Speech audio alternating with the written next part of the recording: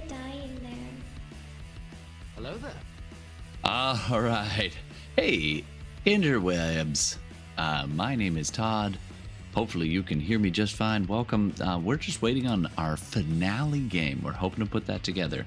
However, in the meantime, we're waiting on some schedules. So if this doesn't go forward, we are going to be doing a chat about our upcoming game. Now, our upcoming game is going to be same system, but skinned differently. So it's a custom RPG game by Brendan and Devin and several of the others of the people that you hear us playing. And this one is ported into the world of sci-fi adventure, in particular, usually high space fantasy sci-fi. So we're talking, I guess we're going to be having a chat with some friends and stuff as well at the table. So let me put that back on the mic and go meet the rest of the people at the table, those who are with us. Hey, everybody. Welcome. Hey, everybody. Hey. So I was just about to dive into talking about what the heck the game is. And then I was like, wait a minute. You guys know this game better because you literally made it. So, how about somebody else describe the game a little bit for a bit? The Wanderverse that we're going to talk about. Yeah, so Wanderverse is kind of our sci-fi futuristic aliens and space aces game with an extra fun part of most characters are going to be the crew of a ship, which means that while like on one hand you have like your usual player versus player action, you're also going to have a lot of cooperative role playing where like you literally need your crew to be able to work together in a space battle. Push that button, for God's sakes, push that button. Exactly. Like we had games where the whole team was there and they were able to like fly rings around the enemy, and we've had games where the pilot wasn't there that game, and suddenly everything gets a lot more dangerous because you can't just specialize on the one thing that you want to do, because sometimes you gotta do other things. What do you mean? I have to like get my general high school equivalency of like multi-use? Yeah, or at least be like, I'm gonna be the guy who repairs the ship, but also in a pinch, I'm gonna fire the laser cannons, and maybe also in a pinch, I'll pilot an escape pod if I need to. And I've also found that it is useful to have some off-ship stuff going as well. Otherwise, I mean, you sit around and do nothing, but also then you're totally useless in a firefight and just running, which in itself can be fun. Let's admit that too.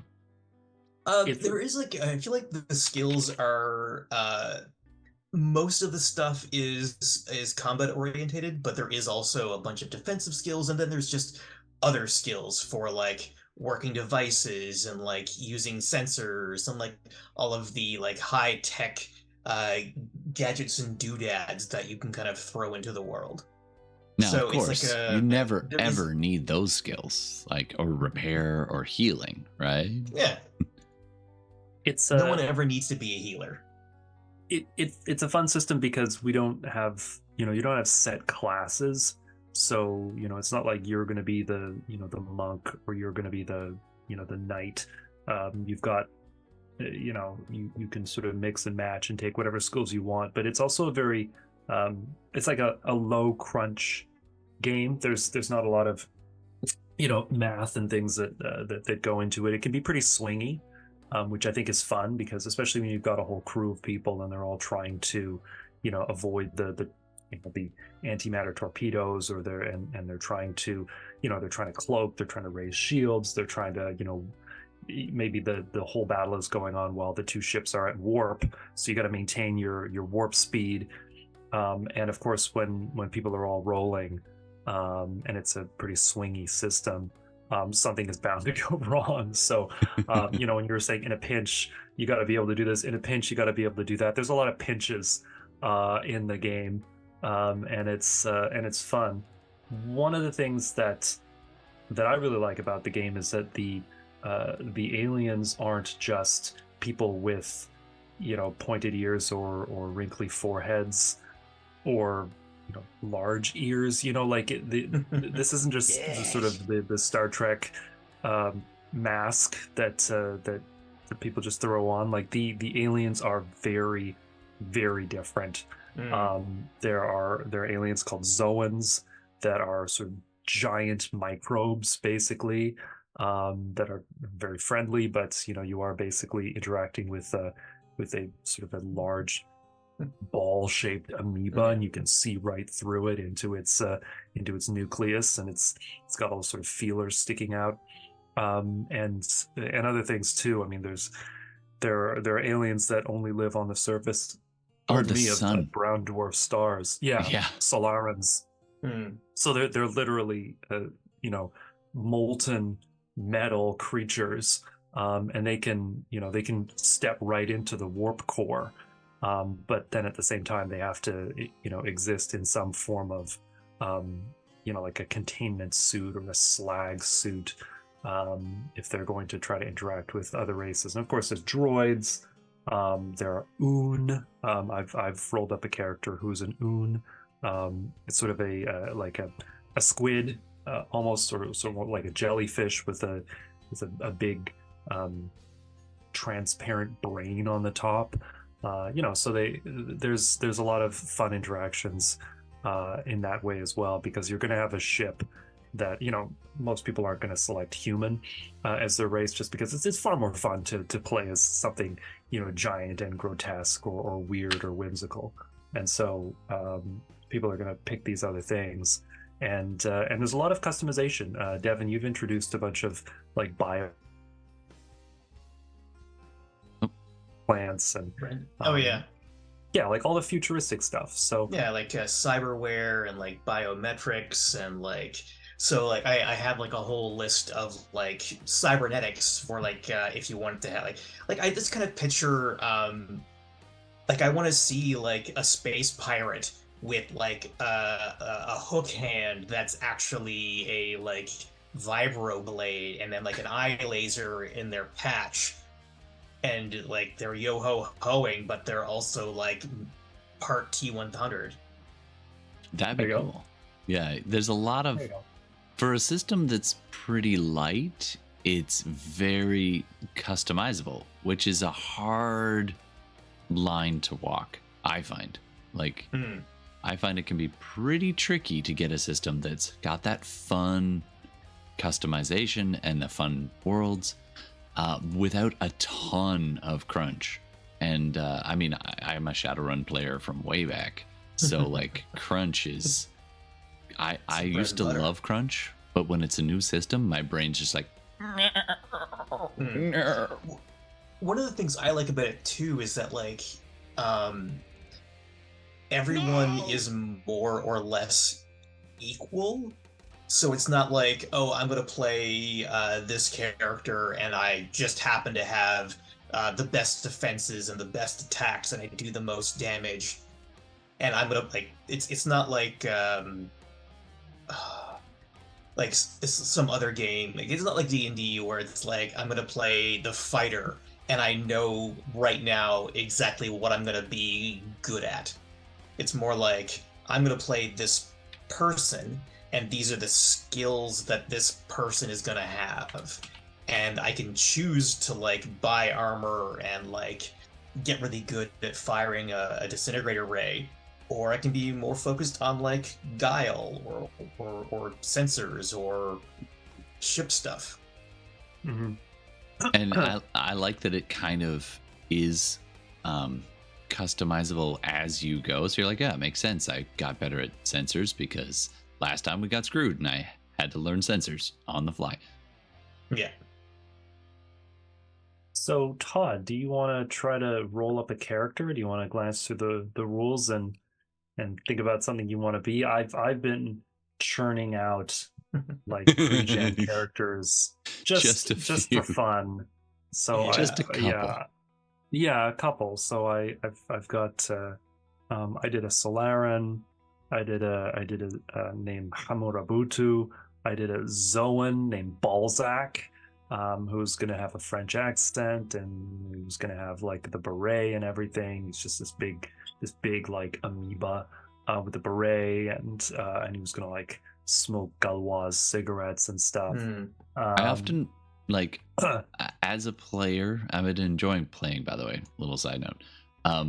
But as a player, or as a GM, I rarely think about the names before I do the are you sure you want to name them Balzac?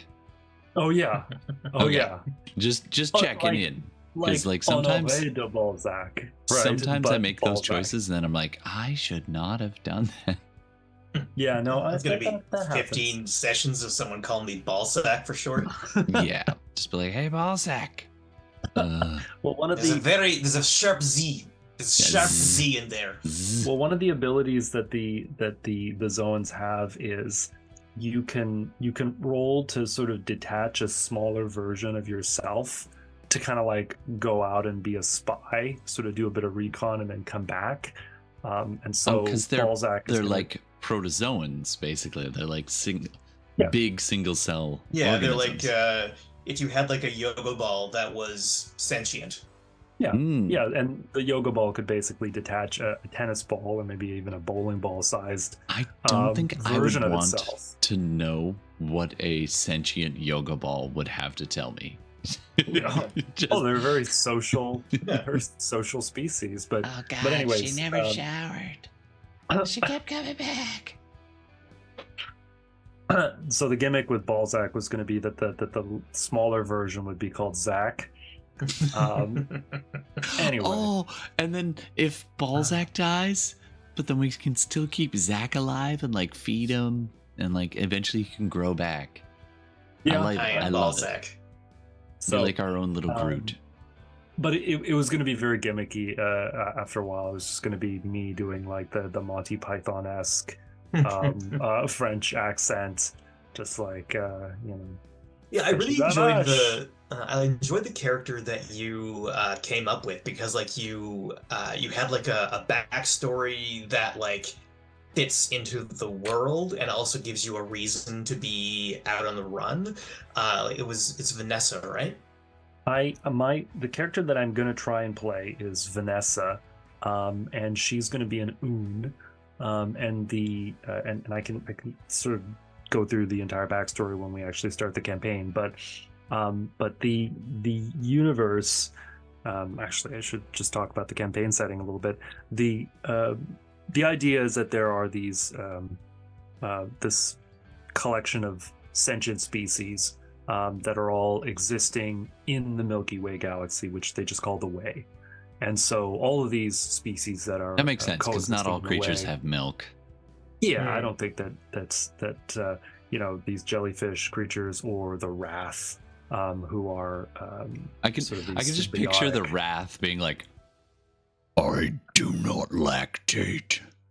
Yeah, exactly. So they wouldn't call it the Milky Way, but anyways, this lactation. So sometimes when a mammal is really excited, heard too much. I'll rip your face off. What do you think of my my It's good- voice it's good for wrath. that? yeah, I'm doing yeah. no effects for that. That's all Okay. me, baby. But you would have to maintain that throughout the whole campaign. It'd just be a little difficult. That'd be amazing. But I would just the- I would have gravel for a throat after a while. the idea is that in the future there is warp speed technology, and so it's possible to traverse this sort of infinite distance between worlds. And there are a number of habitable planets, but there's also a number of space stations, and they've all. When I started naming them, the naming convention that I took was just to take like an ancient city and then just call it Nova. So Nova Constantinople was one of the, when I did a campaign before, Nova Constantinople was one of the main cities or Nova space stations. Constantinople is once Exactly. it was once Nova Constantinople. Yeah, But now it's Why Nova they changed it, I Istanbul. can't say. Sorry. They just liked it better that way. Yeah. So, And when it's Rask, you don't get the chance to ask. They will murder you. They're the conquest. I enjoyed playing a Rask once. Just the conquest. The entire species that was built around killing other species. Yeah. It's the genocide species. Oh, the you can have Wrath. fun with I'm it. saying Rask. It's a Wrath. 6-armed, right? So 2 legs and then 4 arms. But the fun thing with the Wrath is that very much like the aliens in Independence Day, you know how there's like a smaller alien inside the sort of the very large ferocious creature. It's a symbiote, and so they have an exoself and an endoself. So and I just realized I should ask. Consent is everything. Since you guys are the creators of this, I was going to be sharing on screen. It's cool to like show the text. I don't know. Somebody could like reverse engineer this whole system and not give you credit.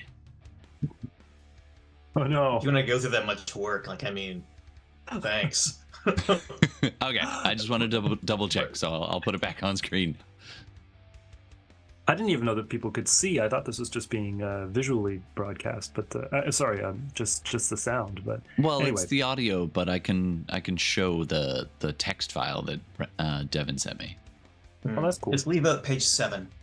Okay, I'm sure there's something very critical on page 7. 7. No. Note to 7 is where you have your notes for the campaign.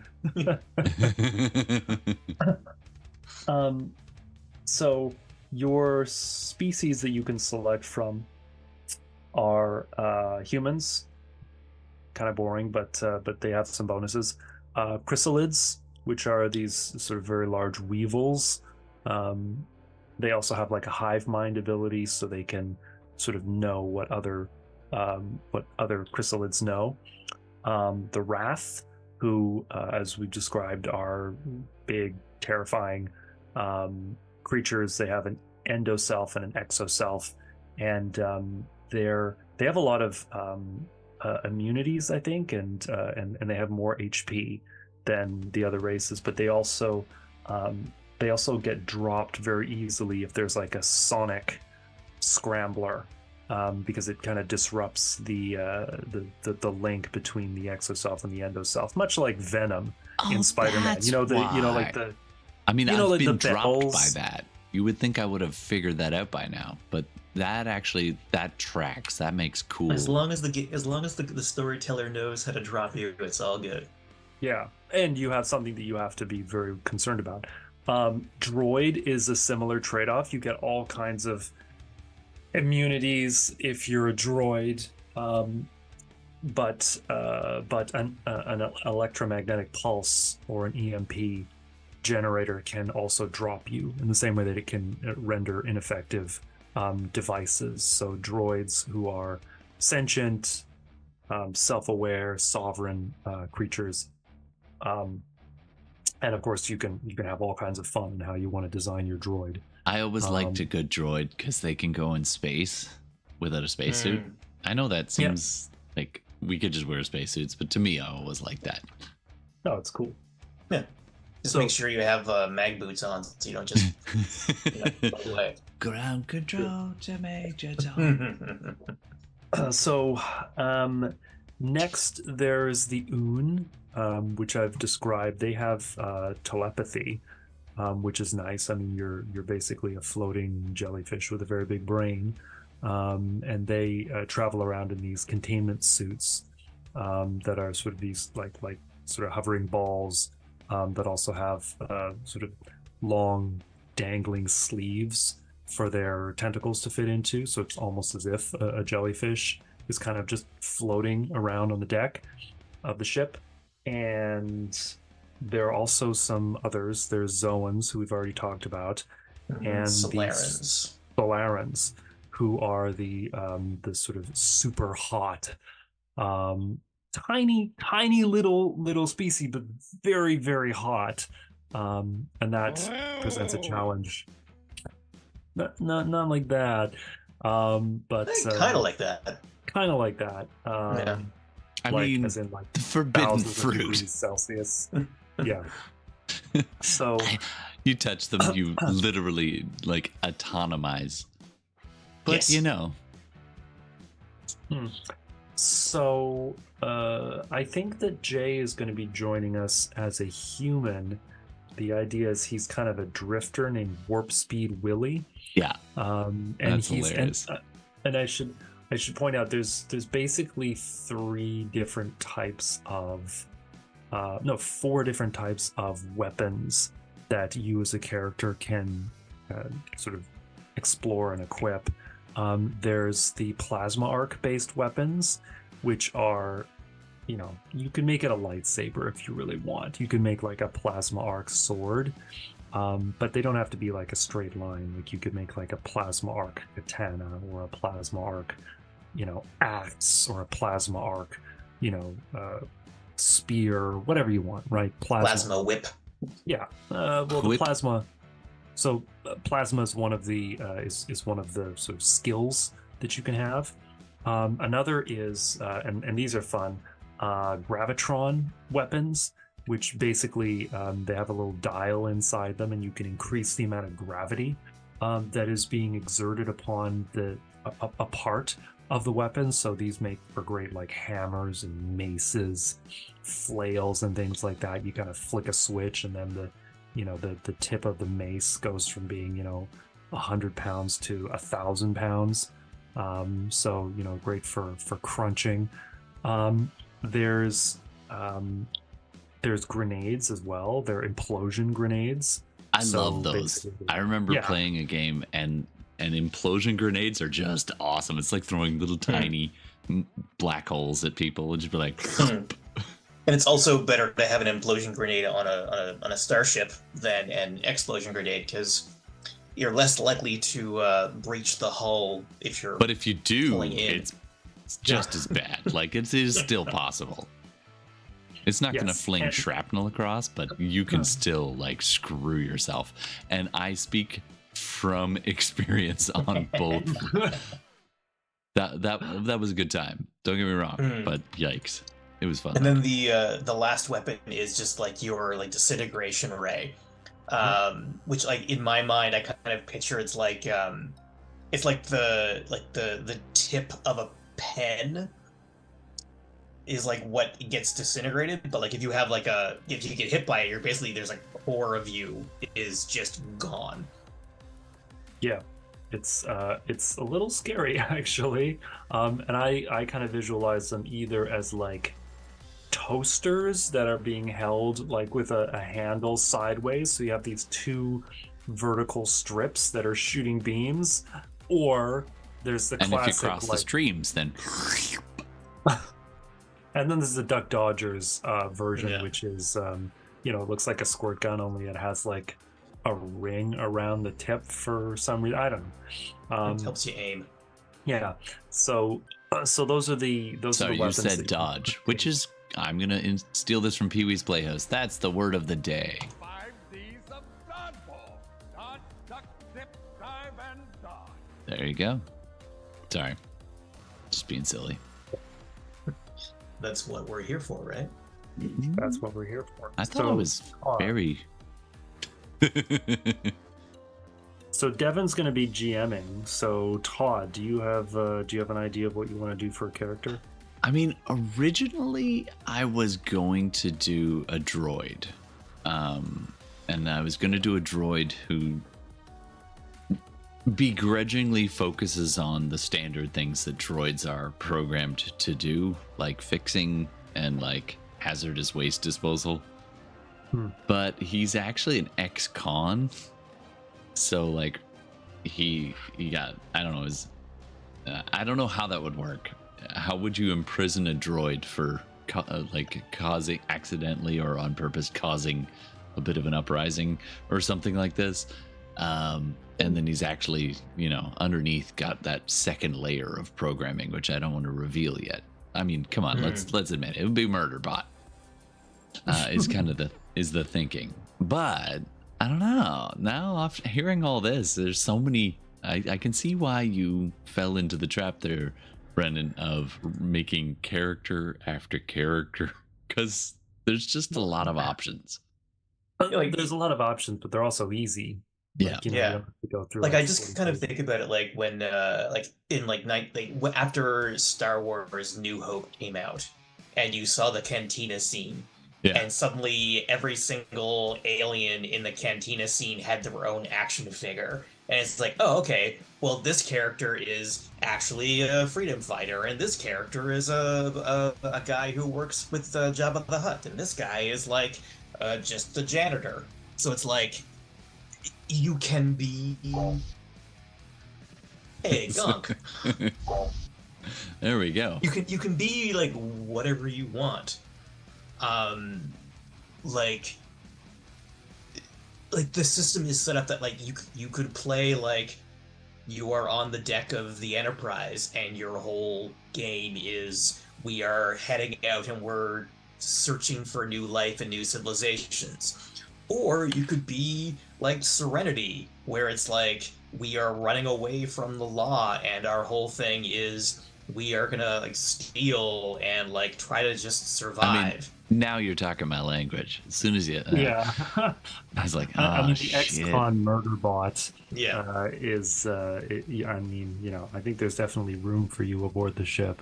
If you wanted I think, that could work. I don't know. I'm not 100% sold on the droid thing, actually. There's an interesting bit of lore for droids. We actually came up with a whole bunch of different descriptions for enemies in the campaign setting, and there's a group called the Heartless, who are basically droids who've sort of declared war against biological life. Like they just want to throw off the shackles of slavery. Kill all humans. Here it is. So the Heartless are a revolutionary cadre of self-aware AI machines plotting the overthrow of biological domination. Most Heartless do their utmost to shed any trace of having been built by or for biological beings. They speak in mega computational algorithmic code and take on sleek geometric forms without any obvious interface. The Heartless are calculating, methodical, hacking, and converting droids to their cause, then infiltrating colonies or star bases. The leader of the Heartless is said to be a planet-sized cloaked AI system drifting in Hadrian's expanse. So, you can hook into that if you want and be like, I was, a regular droid, and then I got converted by the Heartless, and then, maybe I betrayed the Heartless. Or maybe you're still on the side with the Heartless and you're just waiting for time to kill the rest of the gang. There you go. There's there are a lot of something that I thought was really fun about the Star Wars series is that they actually had creatures that lived in space, like lived in outer space, and like the Minox and the space worms, and those types of things. So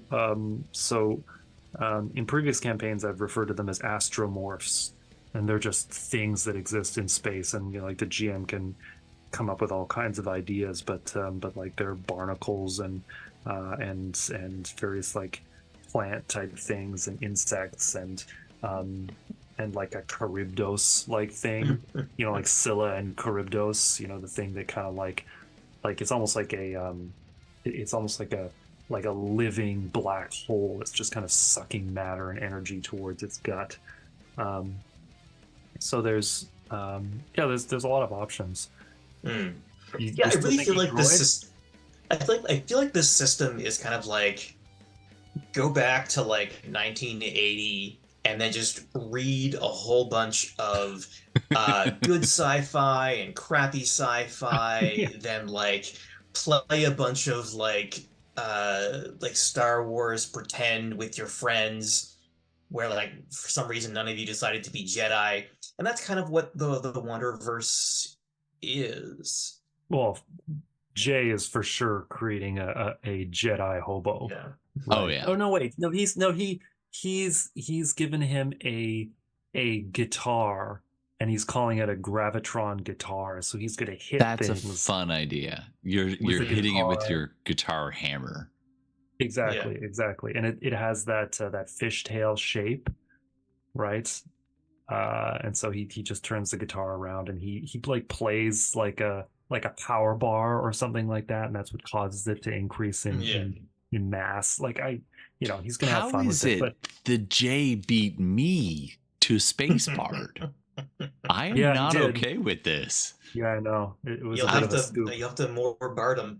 Oh, Oh, you should play a guy who smokes a lot of space weed and just does stuff that you never expect them to do that doesn't really have any rules around it.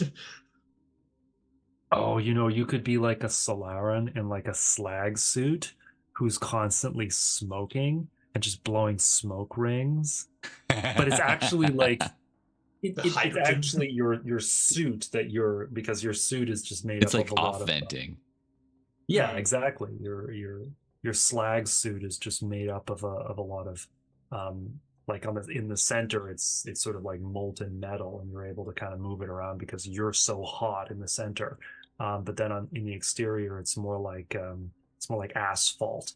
Like it's kind of like goopy and sticky and like a little bit it has like some plasticity, so you're able to kind of like move around, but you really are this like sloshing hill of like really hot stuff that's kind of like moving through the halls of this ship, kind of grumbling to yourself.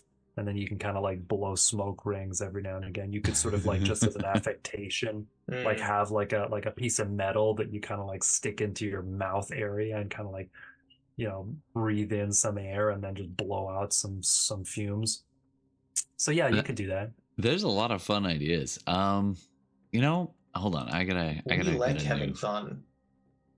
fun. What the hell is the point of fun? All Like right. even like humans. When I redesigned the game, I kind of had like a Star Lord, like a James Kirk kind of idea. Like the humans are like, if you want someone to talk, if you want someone to uh, convince someone to do a thing that is not in their best interest, you get a human to do it. Because like humans are known for having this silver tongue and like being able to like talk Eskimos into buying like ice kind of thing. And I apologize for that term because it's a microaggression. I saw it in your face the minute you said it. As soon as that came out, So I know it's like he's gonna feel bad about this. Yeah, and I did. I apologize to all of our Inuit listeners. We've had two Inuit players actually at one point on SideQuests. Yeah, actually, so great people. Yeah, so when you like are playing a human, you can decide, oh, I'm gonna be this like suave, like silver tongue guy, or you can be like, okay, well, I'm gonna do something different, and I'm gonna have like I'll like start off with some cybernetics, or oh my I'll god, start off with I just had this almost overwhelming instinct to play Fry. Like just a useless human. Like John Normalman was like pretty useful, but very normal. This would be intentionally as useless, just like luck stat, and that is all. What you could do? Do you remember we played a Shady Pines campaign once where you put like an equal number of pips into every skill? You were just kind of good across the board. Joe everything. average. Like yeah. you could do the same thing. I survived for a surprisingly long time. It was actually a viable build. Yeah. And I think in this campaign setting, it could also work where you just sort of you've got like a couple of pips in devices. No, it's here now. I got the idea. It just burst into my brain. Okay. So and this is actually from some real like space theory, like science about how we could possibly colonize the stars.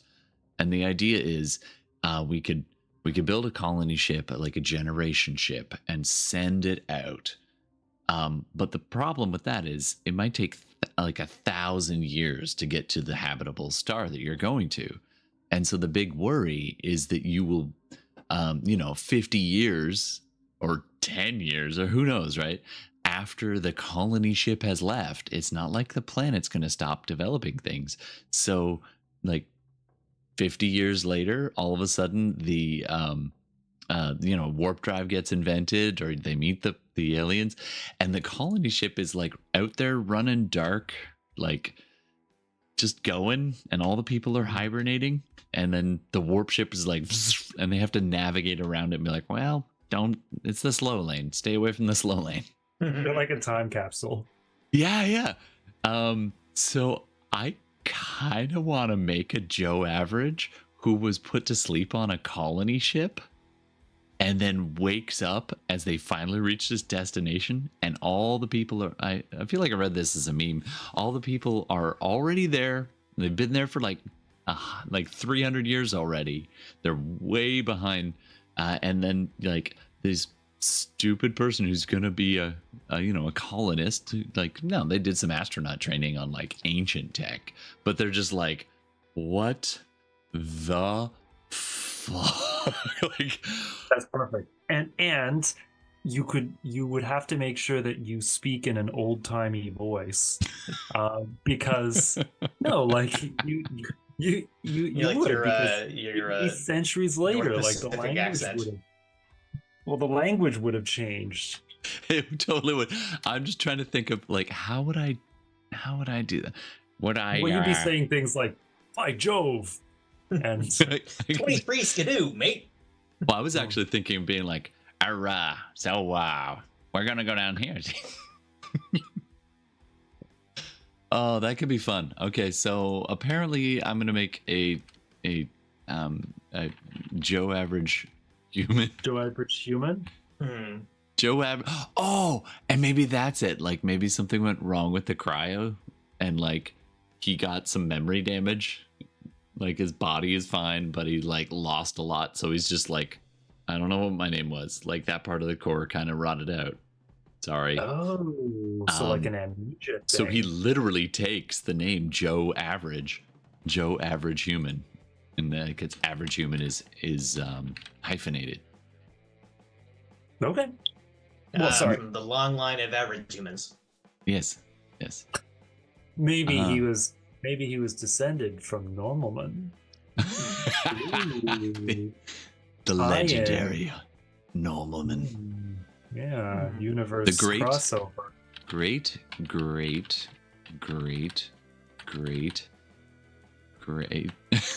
grandson of. What was the name of your character when you were in Shady Pines and you had like a totally flat build, like you had the same number of pips in every skill?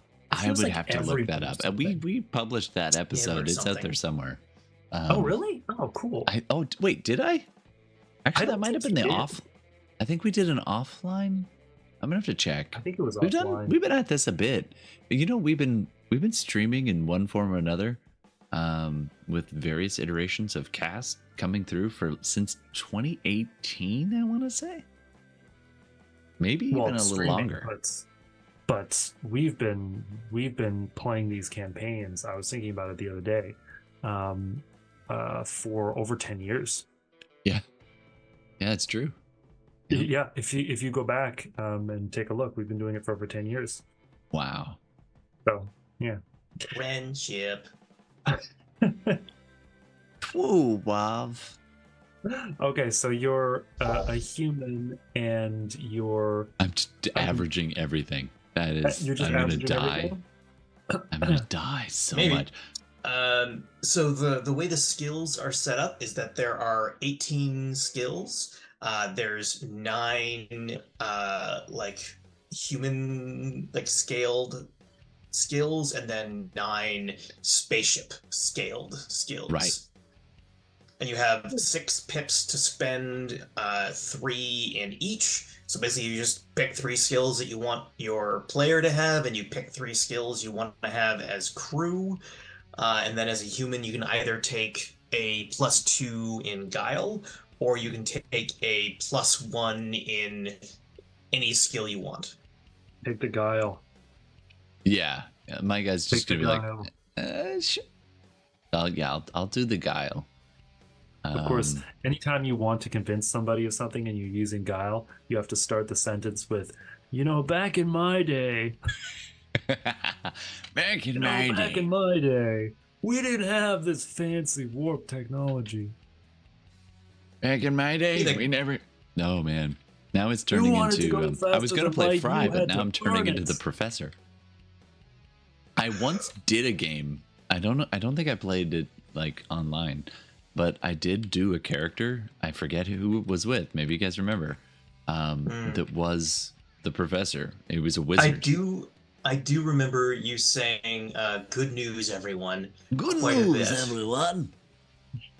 Was Yeah. it? I think you were playing a wizard who had lost his memory. That's right. He was So you a were high like- level mage who went backwards after a misspell and lost his memory. Apparently, that's a theme of mine. So the individual skills are, you basically got your weapons. You've got disintegration rays, implosion grenades, plasma arcs, and gravitron hammers. So you could pick one. I mean, I suppose over time you could put a pip into every single one of them. And then you've got if I want to be that average, yeah. And then you've got 3 sort of defensive skills: dodge, deflect, and armor. Deflect is interesting because you have to be using a plasma arc weapon or a gravitron hammer or other weapon to kind of deflect. So you're actually kind of using your weapon to. I mean, it's very easy to come up with like a Jedi type. You just give yourself a plasma arc sword, Oh, and you hold put a on. bunch of pips into deflect. Just before you and go then you're on, just- you said the word. The 5 Ds of dodgeball. Dodge, duck, dip, dive, and dodge. There we go. Sorry, just Right. had to. These are the rules that I literally just I know. made up for myself 2 minutes ago. Yes, and now we're all bound by them. The Isn't that how take the role playing deflect games skill, go?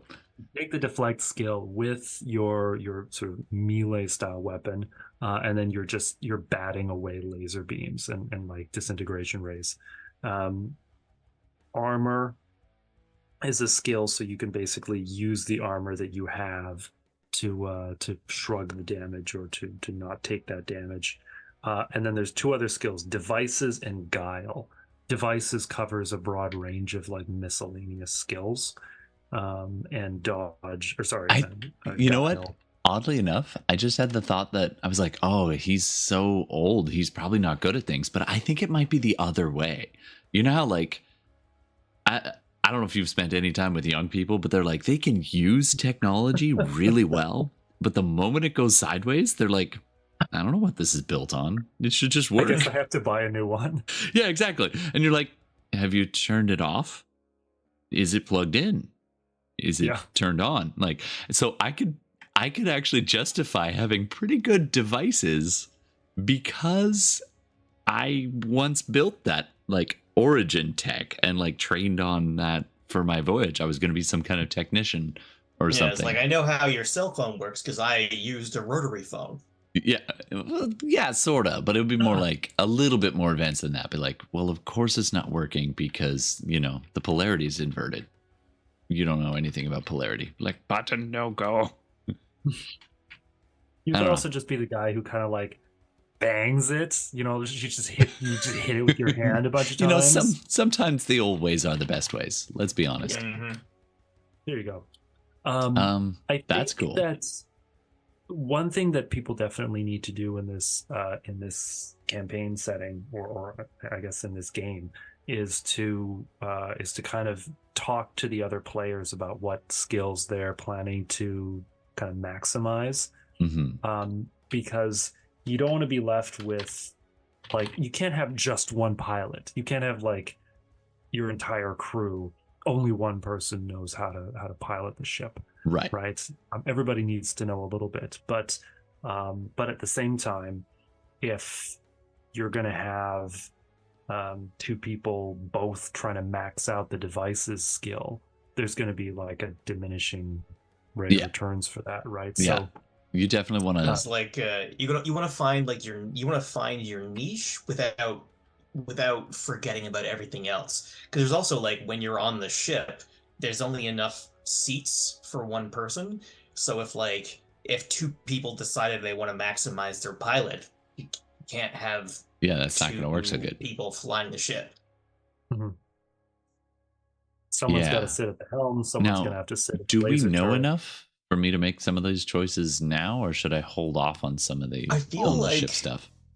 Or is it open enough? Jay and Brendan are the only ones who have made characters. And Brendan made like Jay, 1 billion characters, so you know. Yeah. The character who I'm planning to play is essentially focusing on neutrino cannons. Okay. So and I think Warp Drive Willie was focusing on warp and gravitron hammers. Okay. And I was gonna do disintegration rays for my like attack skill. So if you wanna, and I was gonna do dodge, like, you know, like I'm a jellyfish, so I'll kind of like, you know, bob and weave, right? So if you wanted to do devices, if you want to do piloting, like piloting is kind of a cool idea as well, because it's like the hand-eye coordination. You know, maybe everybody is so used to you know, self-driving ships that you're like one of the few people who like actually put it on stick and be like, what the hell are you doing? No one flies like that. I actually do that when I play I play this game called Elite Dangerous, and my favorite part about the game, like you can just aim the ship and it's fly-by-wire and it just goes. But my favorite thing to do is turn assist off and fly it like real spaceships, because it's based on thrust vectors. And so you can actually set it to that mode and like drift sideways and like flip the ship around and like get these, like, you're basically Tokyo drifting in space. And that, it makes it so fun to play. I think you should be the pilot. I do. And I think I almost always play the pilot, but you know, I'm okay with that. I think you should have like a bomber jacket and a white scarf. I'll be right back.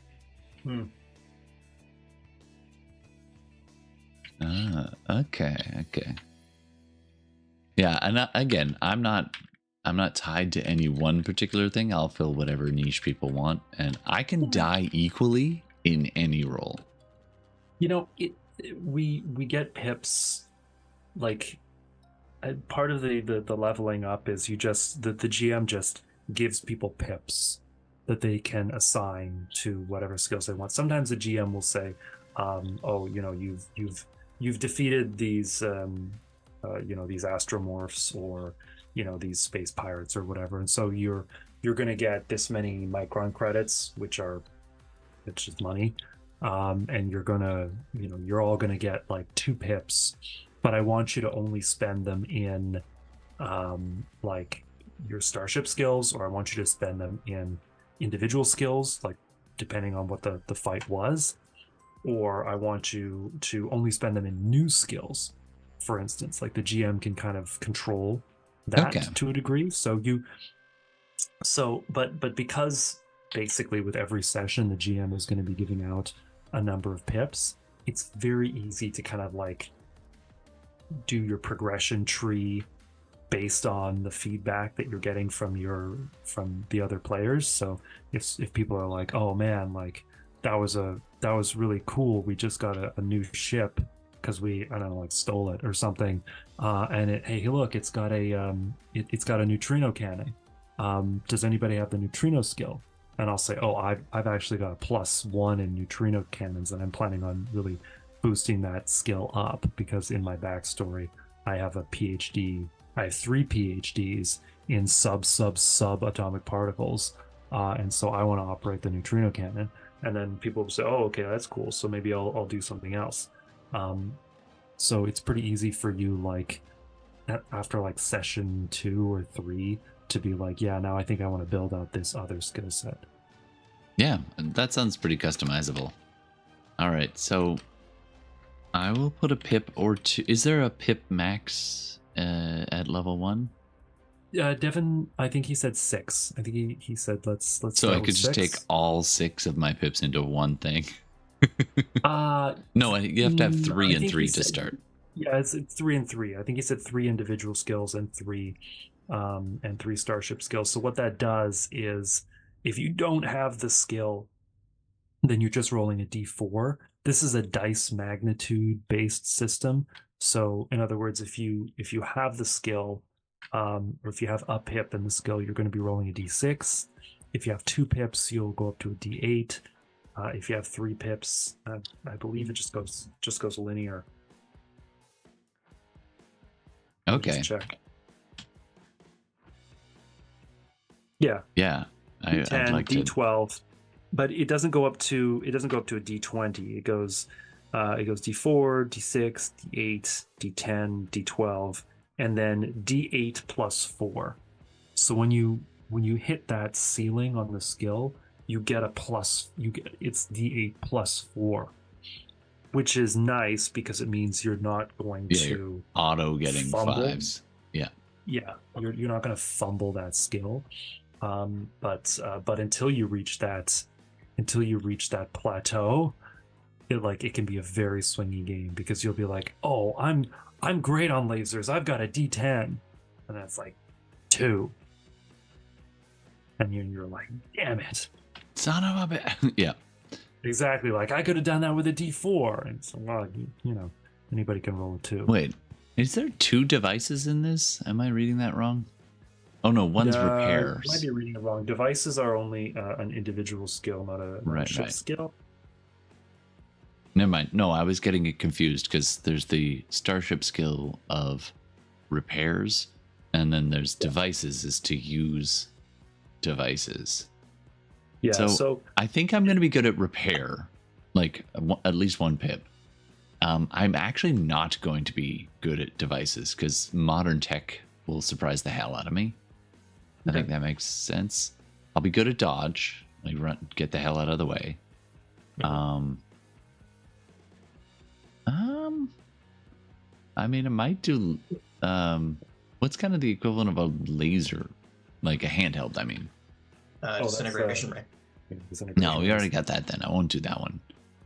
Maybe I'll do plasma arc sword, because like, what space human of like early 21st century or early 20th, early 20, maybe late 20th century, would not want a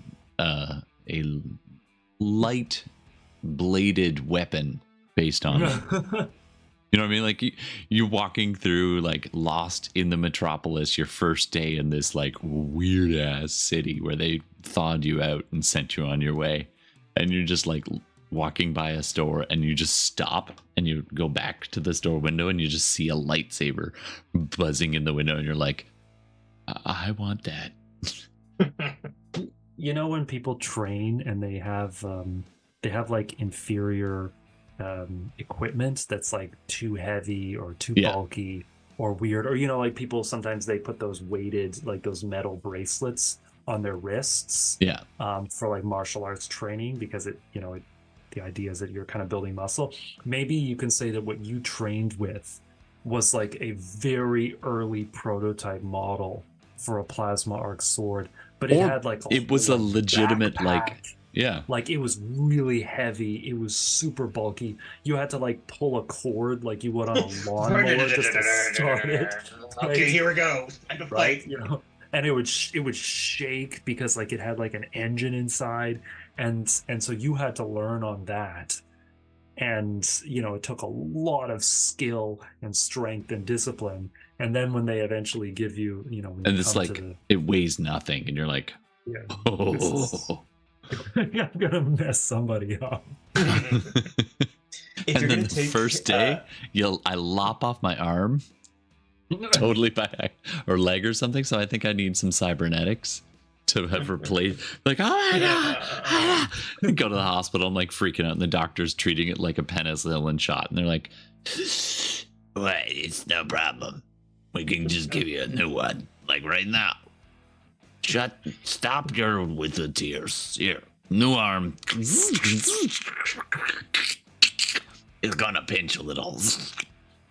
And it's like 200 micron credits, and you're like, what? I remember when you used to be able to buy. You're gonna go off on a tangent. Oh yeah, it'll be like absolute, like, inflation is insanity. It's even, actually no, inflation's the exact same as it is right now. It's just like, what? Yeah. If you're gonna take Plasma Sword, I'd recommend Deflect instead of Dodge. Just because then you get like benefits and bonuses and stuff. Yeah, that's a good call. So Plasma Sword. I also figured like Plasma because he might have been like Welder as well. Sorry, go ahead. One of the things we added in this game is like if you roll over a certain number, you get the potential of having like extra benefits. So like if you roll over a 9 with your Deflect, you can knock whatever was coming at you back at whoever sent it your way.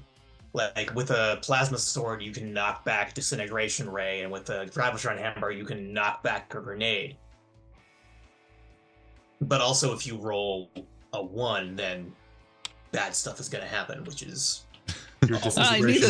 Actually, that's it. That just happened. Where this is like his like budget rental apartment that it's like a settlement program, and he's just got like a day after got his left arm replaced. He's like, oh, it's weird, but masturbating's so much better.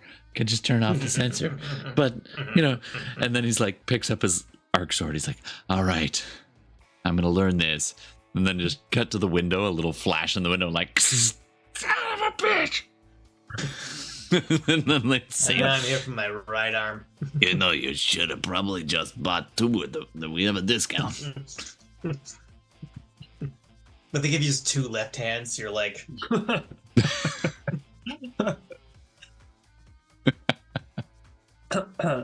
So, I'm putting myself up to a challenge by playing as Vanessa the Oon, because I don't normally play as Oon characters, and so it'll be a bit different. I'm very tempted just to sort of default back to playing like a Wrath, who is wielding some kind of plasma arc sword or something like that, but I'll try to stick it out with the Oon character. Yeah, and if you don't like it, you can just have her killed and replaced by somebody else. Yeah, people are just like, hey, can you go check the power grid on subsection 4 and just beep beep beep beep. Airlock opens. Just roll a new character. No. But Vanessa has a fun backstory though, because she and another scientist discovered a new warp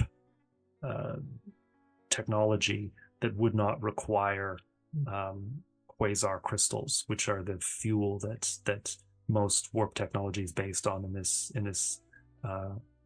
campaign setting. And so and then the other scientist was found murdered, and so she's kind of on the run from the I'll call it the warp industrial complex. And if anybody discovered that it was her, then they would probably try and have her killed. And she has a secret that's worth a lot of money, essentially. And so she's on the run. And the GM can, I'm sure, have some fun with that concept. The warp technology that they invented is actually based on a rapid shrink ray, where if you shrink something for just like a fraction of a nanosecond, and then it returns to its normal size, and there's a pressure that's exerted on it, it will actually reform, not in the same place that it was in. So in other words, it shrinks and then it will grow back to its normal size, but it will grow back to its normal size on the edge of where it used to be. So it's kind of like if you've got something very big and it's shrinking down to like a tiny dot, and then it will reform with that tiny dot centralized around the exterior of where it used to be. So in other words, it's kind of like wobbling. You're sort of wobbling from one spot to another. So if you flicker the shrink ray, then the thing kind of like wobbles at like faster than light speed through space. Yeah, one of the things I was thinking about that is because the closer you get to light speed, the heavier you get. But if your device makes it shrink and lose mass, it can get closer to the speed of light than other ships. And then if you combine that with like warp technology, then it's going faster in warp because it's moving closer to the speed of light than anything else. You as you guys know, the science behind Wanderverse is very over the top. But the science is like, take a bunch of people who like space but have never read a physics book in their life. Yeah, I have a little smidge of it. I used to get in trouble because I would say things and then like either Todd or Jackie would be like, That's not actually. Like a nebula isn't really like a cloud that you can sort of cruise through, like what was the opening sequence to Star Trek Enterprise? They're actually going through a nebula and it's almost like a cloud that's just kind of parting, in like a beautiful wave as the ship goes through it. It's like, each one of those particles is like many thousands of kilometers apart, right? Yeah. And space is really big. It only looks like the pillars of creation because you're looking at it from a very great distance. If you were to zoom in, it's like one tiny hydrogen particle. Space is mostly nothing. Yeah, exactly. So I would get in trouble because I'd be like, oh yeah, these astromorphs, like they live like in the mists of this nebula. And then Jackie would be like, there's no mist. I mean, there is clouds, and in our world, where this is our time. Yeah. Also, there's sound in space because having space battles with sound is more fun. Yeah, absolutely. Everybody broadcasts basic sound effects on channel 3. Q Q Q Q Q Q Q Q. Exactly. Chasing after you.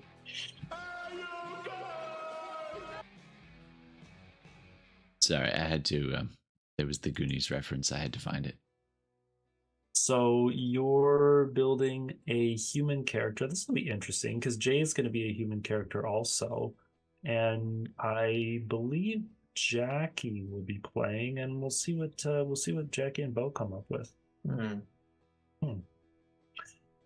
there's a small possibility that Will get their shit together enough to join again. Yeah, that'd be cool. Anyway, okay, you guys want to call it a night? I guess so. So thanks for going over this, and I reserve the right to change this again. Oh, of course. This could be just one, and in fact, it might be good to have like a roster going, and then you can be as murderous as you want there, Devin. And I'm planning on port in somebody else. Yeah, I went over the rules a bunch, and I tried to make this Wanderverse a lot deadlier than the last game that I made. So I will consider myself warned. So I'll try to make sense of this. Oh, by the way, what I ended up choosing is, because I love them so much, implosion grenades. They're just fun. Plasma arc swords and deflect. And then maybe you were a baseball player. Bing! You played baseball. You played like second base. Yeah. And that's why he was on a ship. So there were two generation ships. The first one was full of colonizers, and the second one was full of like celebrities. And that's why no one Oh my god, I'm playing Sam from Cheers. No one ever bothered to thaw out the celebrity ship because by then no one cared. I even have that ready. Oh man. This is gonna be a weird thing. but I am here for it. I'm excited. Awesome. All right. I'll Okay. keep. Oh, and I under the ship ones, just because it might impact what you guys decide and what the other players choose. I chose one for piloting, one for repairs, and I was thinking maybe sensors, or maybe I could actually be good at piloting. I don't know. I that would break the rule of me being as average as possible, though. Well, you could also, play what you want as opposed to imposing rules upon yourself before you even had your first game. This is Yeah. true. This is true. I'm trying to decide what to do with that last one. Is all. Like, I mean, it's part little kid in a candy store being like, "Oh, this tech I always dreamed of is finally here," and everyone's like, "Yeah, that's last year's model. That's garbage." I'm like, I'll take it. it's like hoarding all this old stuff and be like, "That's a toaster."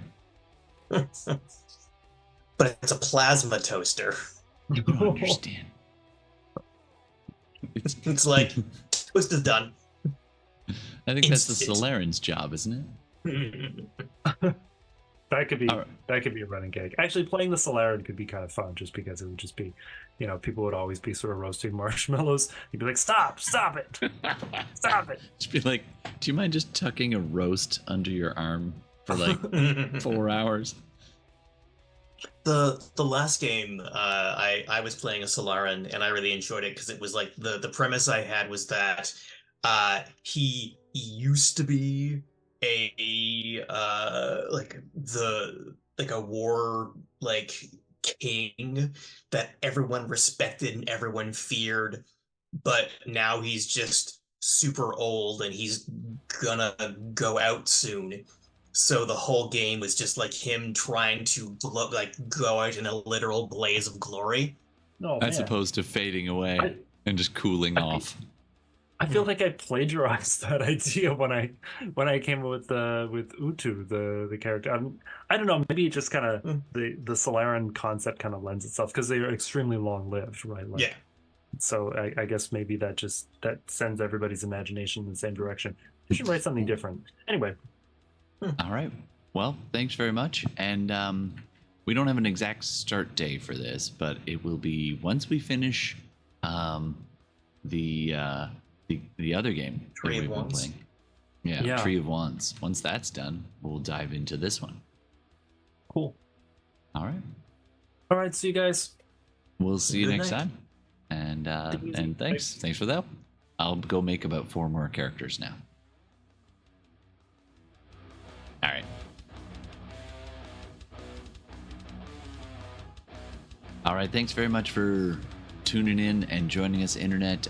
Don't forget to hit the like, the follow, the subscribe, all that jazz. It really goes a long way to supporting us. And if you want to find out more RPG adventures and join us at the table live or after the fact, you can find it all on podcast places and on Twitch and YouTube, as you probably know if you've listened this far into the game. But thanks so much, and tune in next time for the finale, the actual finale. Big bad of scheduling. It happens to all of us. But yeah, absolutely. So join us again for the finale of Tree of Wands, and looking forward to our next Wanderverse campaign. All right, thanks very much, and take care. And Come on, get the heck out of here. Get off my porch. Get off my porch. all right, good night.